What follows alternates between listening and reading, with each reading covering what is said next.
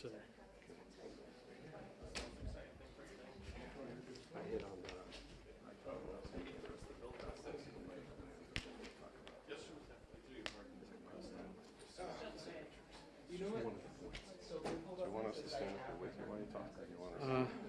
Yeah, I would.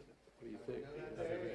Yeah, anybody who wants to. Yeah, I mean, they got at least got yeah. leadership. I think it'd be great. I think it'd be great to have Matt and Lisa in here. Yeah, come on. You're doing the important stuff. I'll stand behind you. How about that? Stand behind me. I don't want it to hear. Okay, no picking nose, smile. Younker's gonna stand behind me? Senator Stark, ask me to come over here and go. Oh, okay, good, good. We might be working All right. on something else. So let's Here we go? Yep. Ready? All right. Everybody make Whoops. sure you say your name so we can spell it correctly too. Oh, okay. Do I need to spell it for you?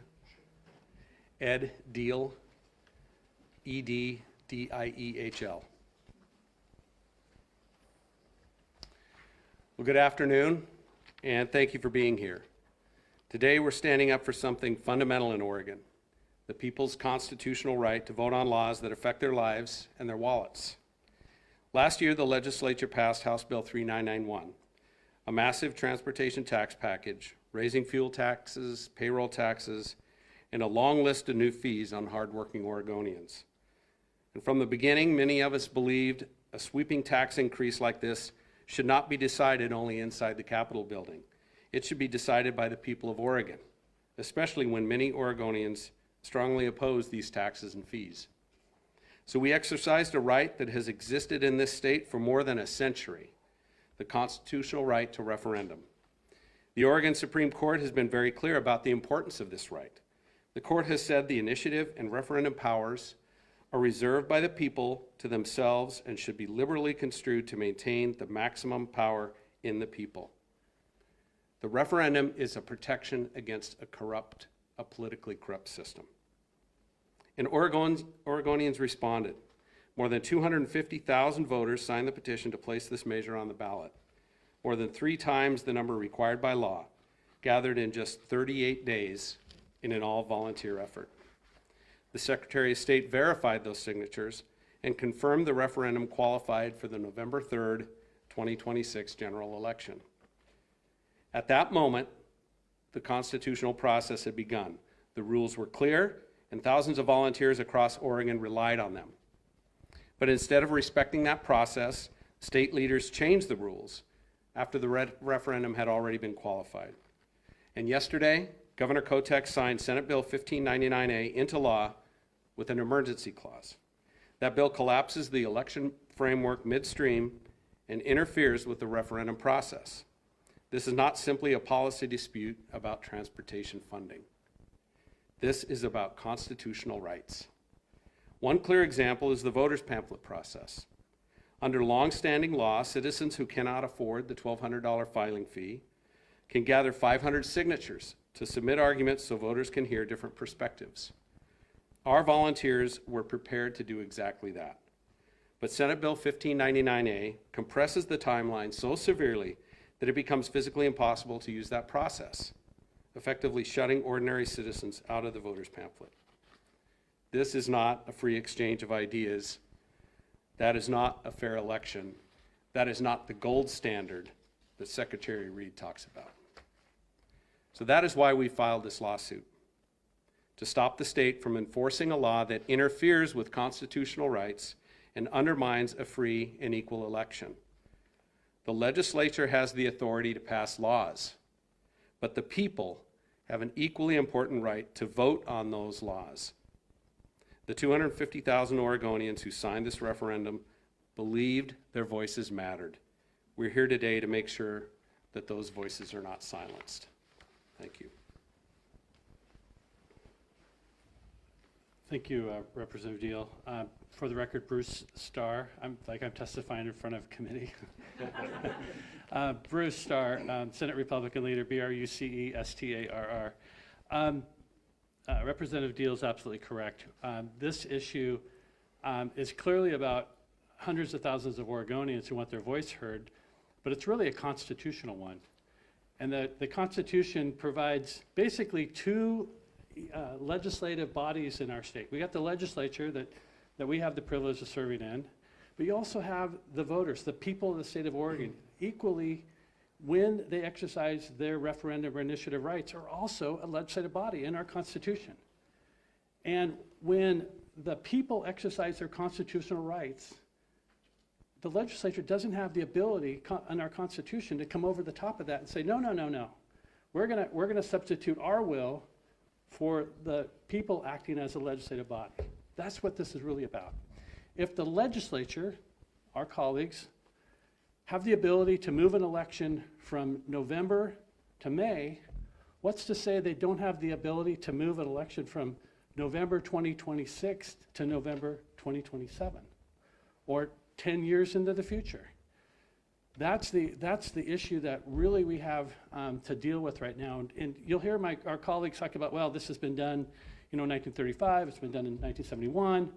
Yes, but in those years, they didn't have individuals like us who are willing to say no.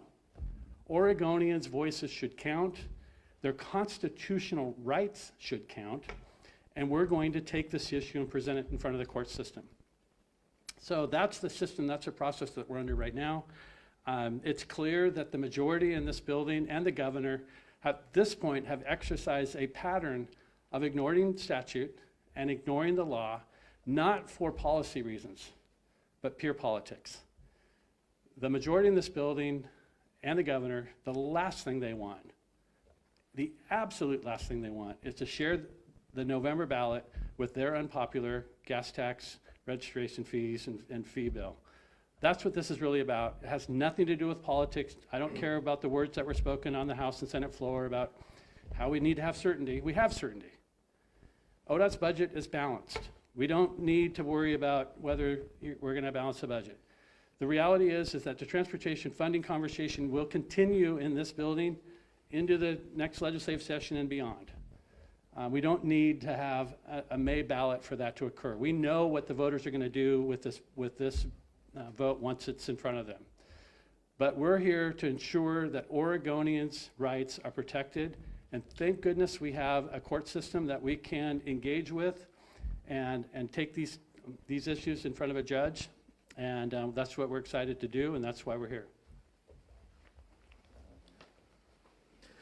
Thank you. For the record, my name is Jason Williams. I'm the founder and director of the Taxpayers Association of Oregon, and I want to remind people, just let the people vote. Let the people vote at a time and place of their choosing. 250,000 Oregonians signed this petition with this election date on it right here. It could not be clearer.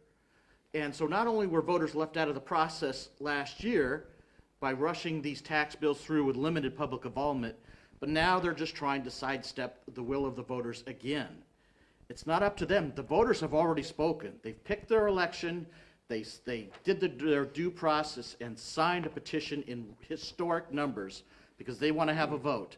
And a lot of people are looking at the future of their business and whether they can survive under this tax, and they want to be able to have their vote heard. So thank you. Yeah. Well, you all have said virtually nothing about where you filed, who you filed against, who are the plaintiffs, what are your arguments? That's a good question. That's a good question. So we're filing in Marion County Court. It is against the Secretary of State, Tobias Reed. We're the three of the plaintiffs. We also have plaintiffs, I think about 36 additional plaintiffs from across the state, and from a variety of different political backgrounds and perspectives. We're filing for a temporary restraining order. Yes, and yep. And the key elements, I'd say, number one, the rules changed after qualification. We had everything qualified for the November 3rd election, and Senate Bill 1599A changes the rules. This is interfering with the people's constitutional power. The Oregon Constitution reserves the referendum power to the people. We have to remember, this has been in place for over 100 years. This was in place, this was part of the Oregon system. It was kind of a model for the whole country. And this is in our Constitution as a check and balance against a corrupt political system. You look at how they talked about it at the time. That's exactly why we have it. And for the legislature to come in now and change the rules, this is not in their hands anymore. This is in the people's hands. That's why the referendum process exists. It's a threat to free and equal elections. Changing the election procedures midstream undermines our constitutional guarantee that all elections shall be free and equal. As I talked about, it shuts citizens out of the voter pamphlet. And also just protecting the integrity of Oregon's referendum system. So those are kind of the high points of the lawsuit.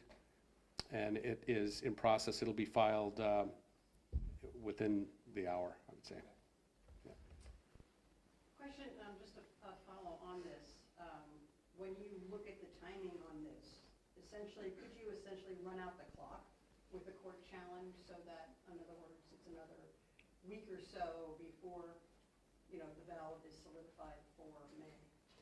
Well, You come over here. yeah, so the court is not immune to the calendar. I mean, they recognize what the calendar is. Our hope is that the judge in Marion County will take up this case in an expedited manner. And as is usual in these cases, this is not the first time something like this has occurred. These cases generally are expedited up the chain relatively quickly, just because of the issues that are at hand. But let's say you lose and then you appeal.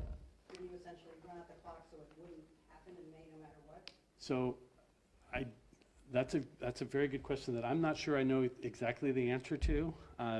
So do you have a? I don't have a good answer for that either. But I do want to remind people that they not only, we're up against the clock, or they're up against the clock, but they already recklessly ran through their own deadline that the Secretary of State had. So not only did they start this whole process late and unconstitutionally in our mind, but they could not even abide by their own deadline. So across the board, it's them that are late, and it shouldn't have been done in the first place. How can, from the top down, all the way down to the local here, how is this just not another example of two political parties not getting along to viewers who I just pay my bills, I want this done from the executive branch to now here? How is this not an example of that as opposed to what you all say it is? Well, the reality is what we're talking about is maintaining Oregonians' constitutional rights. So whether that's political or not, that's the bottom line. Did the voice of the people matter when they exercise their legislative authority through the referendum and initiative process? Does it matter? Or does the legislature always trump? Those are questions. And those are real issues. And to some degree, those questions have not been answered because they have not been asked. Our hope is that we can get those questions in front of the judge and have those questions answered, asked and answered. And it was bipartisan votes against changing the election date. Remember that on the bill. So Yeah. both sides agree on one thing. One side agrees only on this. We have an obligation to represent the interests of the people of Oregon. And in this case, the legislature and our governor defied the will of the people. I think everybody acknowledges that. It's as if they didn't care. The governor knew it was unpopular and intentionally cut the time down that we could gather signatures in half, with the guarantee that it would be impossible for us to do it with volunteers. To me, that just shows disdain for the Oregon voter. It's as simple as that. And I think that's outrageous. And so to me, this is a fight on principle. This is the constitutional rights for the citizens of this state. It's giving them a voice. And I'll tell you what, I've been in here since 23, and the first thing I saw when I got in here is we're taking votes constantly that I know are not popular with the Oregon people, and we're denying the opportunity to vote on good legislation that I know is popular with the Oregon people. Over and over again. This is just an example that highlights it for the whole state to see. And this is why this is so important. I just wanted to ask, you mentioned it while you were speaking, the cigarette tax increase in 1971 that affected revenue. On the referral, it did say that it would go on the November ballot, but that was moved to a special election, and the Attorney General at that time also said that it was constitutional. So Isn't that an example of a referendum on tax increases being moved in the past? Does that set a precedent?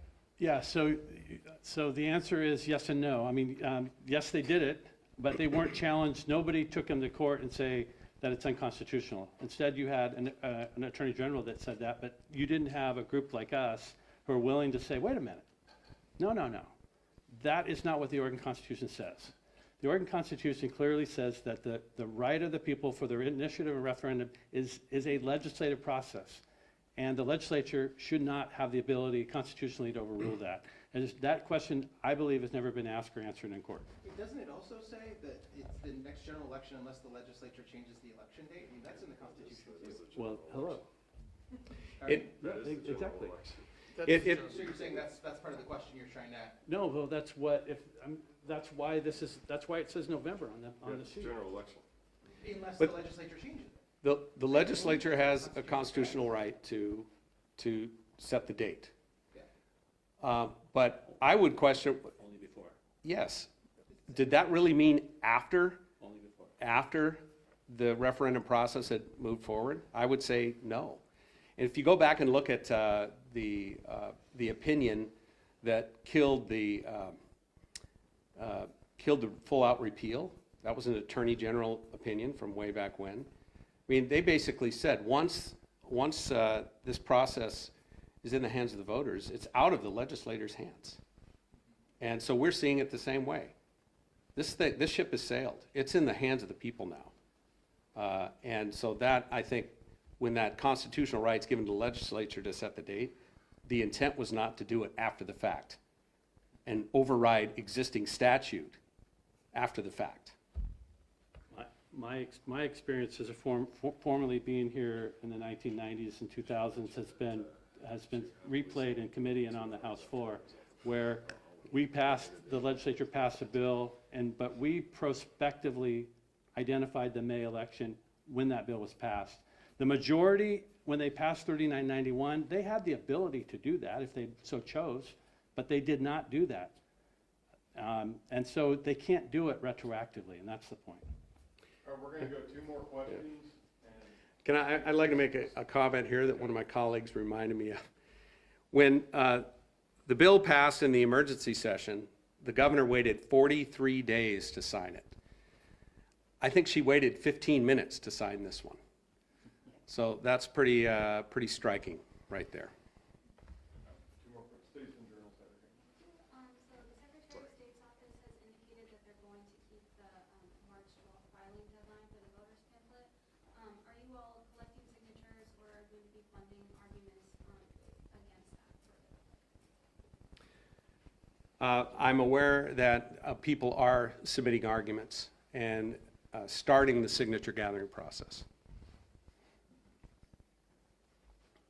What's the perfect scenario to wrap this up that you guys see is the best possible ending for everybody? Yeah, the best ending is the judge says, yeah, this is a complete violation of our citizens' constitutional rights. We're going to keep this thing in November. No, the best solution is for them to say, well, we made a mistake, we'll drop it. We'll let you have your vote. We were wrong. But I That don't would be expect- better. I don't Yes, think that's I don't- happening. Don't expect Thank it. you very much. Who's your attorney? Is it, I heard Parrish might be doing this? Appreciate it. Yeah. Thank you. Thank you.